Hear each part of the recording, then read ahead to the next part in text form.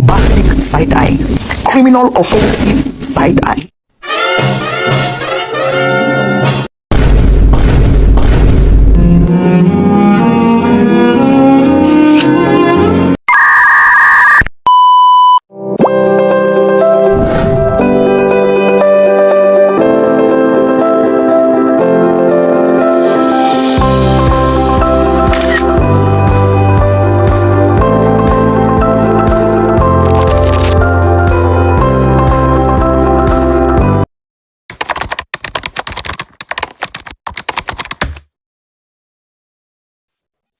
ABM adalah proses manajemen yang terintegrasi dan memfokuskan perhatian manajer hanya pada aktivitas yang dapat meningkatkan nilai bagi pelanggan, sehingga peningkatan nilai tersebut dapat membantu perusahaan untuk mencapai profitabilitas jangka panjang. Selain itu juga, ABM merupakan sistem yang lebih komprehensif dibandingkan ABC yang telah dipelajari sebelumnya. ABM sangat berkaitan erat dengan ABC, yakni aktivitas yang diidentifikasi pada sistem ABC digunakan untuk tujuan pengelolaan kos dan evaluasi kinerja dalam ABM. Terdapat dua dimensi dalam ABM atau Activity Based Management, yakni yang pertama, dimensi cost, di mana lebih menekankan pada teori costing. Sedangkan yang kedua adalah dimensi pengendalian, yang dimana lebih menekankan pada proses value analysis. Di samping itu juga terdapat dua tujuan umum dari ABM atau Activity Based Management. Yang pertama, memperbaiki kualitas pengambilan keputusan dengan disediakannya informasi cost yang akurat.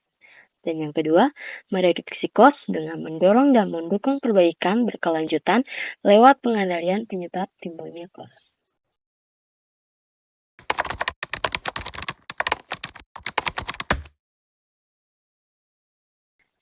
Kos aktivitas merupakan semua pengeluaran atas semua faktor produksi seperti tenaga kerja, mesin, sistem komputer, dan sebagainya untuk melakukan suatu aktivitas. Atau dengan kata lain, kos aktivitas adalah semua pengeluaran yang timbul akibat dilaksanakannya suatu aktivitas. Kos aktivitas dihitung setelah aktivitas organisasi selesai diidentifikasikan dan ditetapkan. Sedangkan cost driver sendiri merupakan elemen atau aktivitas yang berperan langsung dalam menimbulkan biaya dalam operasional bisnis. Cost driver bertindak sebagai katalis yang menentukan besarnya biaya variabel atau tidak langsung yang ditanggung oleh sebuah perusahaan. Sebagai contohnya, dalam konteks penggunaan listrik, yang dimana jumlah listrik yang dikonsumsi menjadi cost driver yang dapat menentukan total biaya tagihan listrik. Terdapat 4 langkah dalam menghitung kos aktivitas. Yang pertama, pilih dasar kos atau kos basis, yaitu dasar aktual, standar, atau diselenggarakan. Yang kedua, lakukan penelusuran sumber daya dengan beberapa cara, seperti identifikasi semua aktivitas yang terjadi, kelompokkan aktivitas-aktivitas tersebut menjadi kelompok homogen, hitung besarnya kos yang dikonsumsi oleh setiap aktivitas.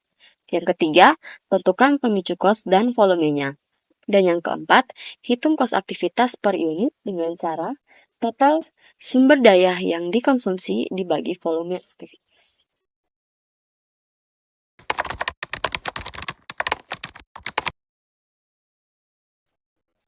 Terdapat 4 tahapan dalam melakukan analisis aktivitas.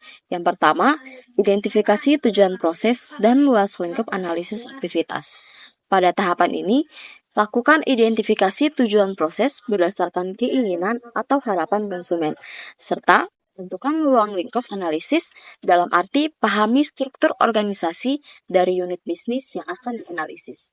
Yang kedua, pencatatan dengan grafik, yaitu dengan melakukan pencatatan terhadap seluruh aktivitas yang dipergunakan selama proses menghasilkan output, mulai dari awal sampai dengan akhir.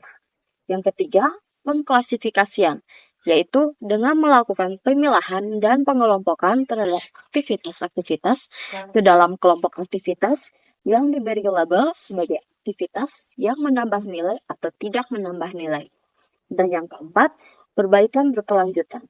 Pada tahapan ini, setelah semua aktivitas dikelompokkan, maka akan dilakukan perbaikan atau peningkatan efisiensi dari seluruh aktivitas secara berkesinambungan, serta mengembangkan serencana untuk mengurangi bahkan mengeliminasi aktivitas-aktivitas tidak menambah nilai.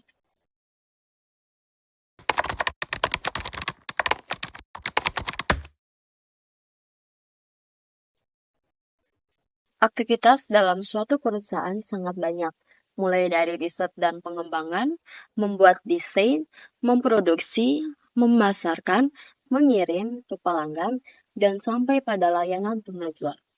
Dari keseluruhan aktivitas yang ada, dapat diklasifikasikan menjadi 3.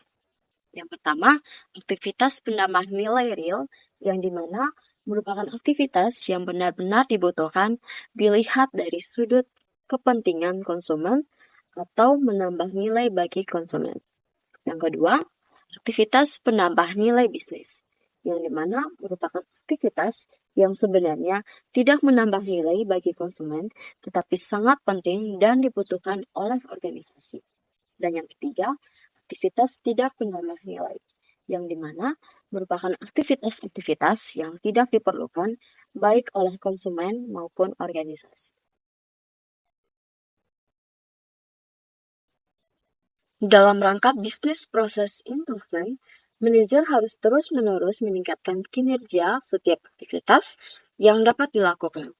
Oleh karena itu, terdapat 6 cara yang dapat ditempuh. Yang pertama, eliminasi aktivitas boros. Yang kedua, eliminasi akar penyebab masalah. Yang ketiga, kurangi beban. Yang keempat, berbagi aktivitas. Yang kelima, tingkatkan metode kerja. Dan yang keenam, meminimalkan kapasitas tak terpakai.